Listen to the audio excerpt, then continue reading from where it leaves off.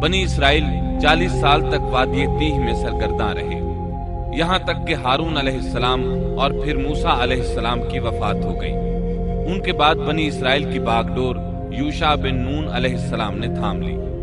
آپ یوسف علیہ السلام کی اولاد میں سے تھے۔ آپ نے ہر ممکن حد تک بنی اسرائیل کے معاملات کو درست کیا۔ 40 سال کا عرصہ پورا ہو گیا تو یہ بنی اسرائیل کو لے کر بیت المقدس کی طرف چلے، کیونکہ یہ بات ان کے لیے لکھی جا چکی تھی کہ وہ وہاں سکونت پذیر ہوں گے۔ سورۃ المائدہ آیت 21 میں یہ ذکر موجود ہے۔ یا قوم ادخلوا الارض المقدسة التي كتب اللہ لکم، اے میری قوم، اس مقدس زمین میں داخل ہو جاؤ جو اللہ نے تمہارے نام لکھ دی ہے۔ مقصد یہی تھا کہ ایلیا شہر ان کا مسکن بنے اور وہ اس میں حکومت کرے۔ انہیں میدان تیہ میں محصور ہونے کی سزا اس بنا پر ملی تھی کہ وہ یہاں کے زبردست اور جنگجو لوگوں سے ڈر کر شہر میں داخل نہیں ہوئے تھے۔ 40 سال تک واعظ و نصیحت کی وجہ سے وہ اس میں داخل ہونے کا پختہ عزم کر چکے تھے، اس لیے شہر میں داخل ہو گئے۔ پچھلے حکم کا انکار کرنے والے اور بچڑے کی پوجا کرنے والے ہٹ دھرم لوگ مر کھپ چکے تھے۔ اس وقت کے لوگ ان کی نسل سے پیدا ہوئے تھے۔ ان میں ایک بھی شخص ایسا نہیں تھا جس نے بچڑے کی عبادت کی ہو۔ جب یہ لوگ یوشع بن نون علیہ السلام کی قیادت میں مقدس شہر کی طرف جہاد کے لیے چلے اور وہاں پہنچے تو دشمن ابھی تک موجود تھا۔ بنی اسرائیل نے 6 ماہ تک ان کا محاصرہ جاری رکھا۔ وہ زبردست جنگجو قوم تھی۔ بنی اسرائیل سے ان کا آخری معرکہ جمعے کے دن ہوا۔ یہ لوگ ہفتے کو لڑائی نہیں کرتے تھے کیونکہ یہ دن ان کی عبادت کا تھا۔ اس دن عبادت کے علاوہ ہر کام حرام تھا، لڑائی بھی ممنوع تھی۔ عصر کے وقت معرکہ ہوا۔ بنی اسرائیل بڑی حد تک کامیابی حاصل کرتے آگے بڑھتے چلے گئے، لیکن اسی وقت سورج غروب ہونے کا وقت ہو گیا۔ اس طرح صورتحال نازک ہو گئی۔ بنی اسرائیل جمعے کی شام سورج غروب ہوتے ہی ہفتے کے دن کی عبادت شروع کر دیتے تھے۔ اب اگر سورج غروب ہو جاتا تو وہ لڑائی بند کرنے پر مجبور ہو جاتے۔ اس طرح ان کی فتح درمیان میں رہ جاتی۔ اس موقع پر یوشع بن نون علیہ السلام نے سورج کی طرف دیکھا اور بولے، انک مأمورۃ وانا مأمور، تو بھی اللہ کی طرف سے مقرر کردہ ہے اور میں بھی اللہ کی طرف سے مقرر کردہ ہوں۔ یعنی ہم دونوں ہی اللہ تعالیٰ کی مخلوقات میں سے ہیں اور اللہ کے حکم کے پابند ہیں۔ پھر آپ نے یہ دعا کی، اللہم احبسها علینا، اے اللہ اسے ہمارے اوپر روک دے۔ رسول اکرم صلی اللہ علیہ وسلم کا فرمان امام احمد رحمۃ اللہ علیہ نے بیان کیا ہے۔ آپ صلی اللہ علیہ وسلم فرماتے ہیں، ان الشمس لم تحبس على بشر الا ليوشع ليالي سار الى بیت المقدس، سورج کسی بشر کے لیے نہیں روکا گیا سوائے یوشع بن نون کے۔ جبکہ انہوں نے بیت المقدس کی طرف سفر شروع کیا تو ان دنوں میں یہ واقعہ رونما ہوا۔ سورج کا اسی جگہ رک جانا اللہ تعالیٰ کا ایک عظیم معجزہ تھا۔ سورج اس وقت تک رکا رہا جب تک کہ فتح حاصل نہ ہو گئی اور وہ بیت المقدس میں داخل نہ ہوئے۔ یوشع علیہ السلام نے انہیں حکم دیا کہ رکوع کی حالت میں دروازے سے گزرو اور زبان سے کہو حطۃ، اے اللہ ہمارے گناہ معاف فرما دے۔ مطلب یہ تھا کہ گزشتہ سالوں میں ہم سے جو غلطیاں ہوئیں ان سے ہمیں پاک فرما۔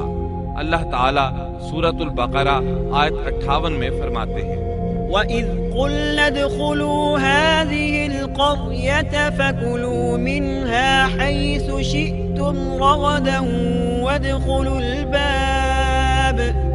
وَادْخُلُوا الْبَابَ سُجَّدًا وَقُولُوا حِطَّةٌ نَغْفِرْ لَكُمْ خَطَايَاكُمْ وَسَنَزِيدُ الْمُحْسِنِينَ۔ اور اس وقت کو یاد کرو جب ہم نے تم سے کہا کہ اس بستی میں داخل ہو جاؤ اور جو کچھ جہاں کہیں سے چاہو با فراغت کھاؤ پیو اور دروازے میں سجدے کرتے ہوئے گزرو اور زبان سے حطۃ کہو، ہم تمہاری خطائیں معاف کر دیں گے اور نیکی کرنے والوں کو اور زیادہ عطا کریں گے۔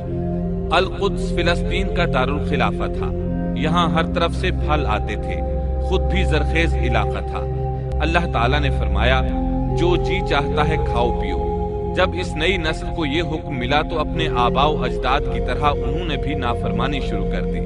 ان کے دلوں میں ایمان تو تھا لیکن مضبوط نہیں تھا، اسی وجہ سے وہ یوشع علیہ السلام کے ساتھ مذاق کرنے لگے اور حتتن کی بجائے ہنتتن فی شعرتن کہنا شروع کر دیا۔ اس کا مطلب ہے گندم اپنی بالی کے اندر، اور بغیر سجدہ کیے اندر داخل ہو گئے۔ اس بارے میں اللہ تعالیٰ سورۃ البقرہ آیت 59 میں فرماتے ہیں فبدل الذين ظلموا قولا غير الذي قيل لهم، ان ظالموں نے اس بات کو جو ان سے کہی گئی تھی بدل ڈالا۔ اس بات سے ان کی ہٹ دھرمی اور سرکشی کا بخوبی اندازہ لگایا جا سکتا ہے، اور اس بات کا بھی اندازہ لگایا جا سکتا ہے کہ احکام الہی کے ساتھ استہزاء و مذاق ان کے لیے معمولی حیثیت رکھتا تھا۔ یہ حقیقت ہے کہ جب کوئی قوم اخلاق و کردار کے لحاظ سے اس قدر زوال پذیر ہو جائے تو وہ احکام الہی کے ساتھ اسی طرح کا سلوک کرتی ہے، اور جب کسی قوم کی حالت اس حد تک خراب ہو جائے تو اس پر اللہ کی طرف سے عذاب ضرور نازل ہوتا ہے۔ چنانچہ ان پر بھی عذاب الہی کا کوڑا برسا۔ اللہ تعالیٰ سورۃ البقرہ آیت 59 میں فرماتے ہیں فأنزلنا على الذين ظلموا رجزا من السماء بما كانوا يفسقون، ہم نے بھی ان ظالموں پر ان کے فسق اور نافرمانی کی وجہ سے آسمانی عذاب نازل کیا۔ ان لوگوں نے اپنی ہٹ دھرمی کی وجہ سے اللہ کے احکامات میں تبدیلی کی، اس طرح آیات الہیہ میں تحریف کا دروازہ کھلا اور یہ لوگ تورات اور کلام الہی میں تبدیلیاں کرنے لگے۔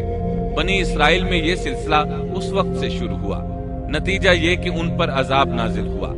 صحیح مسلم میں نبی کریم صلی اللہ علیہ وسلم کا ارشاد گرامی ہے الطاعون رجز او عذاب ارسل على بني اسرائیل او على من كان قبلكم، طاعون ایک عذاب ہے جو بنی اسرائیل پر یا تم سے پہلے کسی امت پر بھیجا گیا۔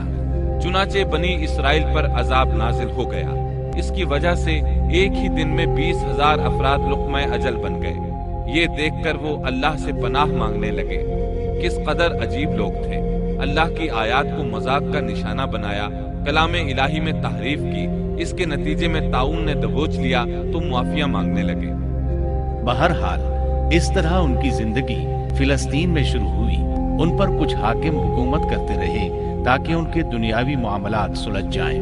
انبیاء کرام ان کے دینی معاملات میں تربیت کرتے رہے۔ ان کا دین بادشاہت سے جدا تھا، دین علیحدہ ہو گیا اور حکومت علیحدہ ہو گئی۔ حکومت اور اقتدار یعقوب علیہ السلام کے بیٹے یہودا کی اولاد میں تھا، اور نبوت یعقوب علیہ السلام کے بیٹے لاوا کی اولاد میں تھی۔ انبیاء کرام رشد و ہدایت کا کام کرتے رہے، ان سے مشاورت بھی رہی، لیکن دنیاوی معاملات کی باغ ڈور صرف بادشاہوں کے ہاتھ میں تھی۔ حکومت اور نبوت کی یہ جدائی یوشع علیہ السلام کی وفات کے بعد ہوئی۔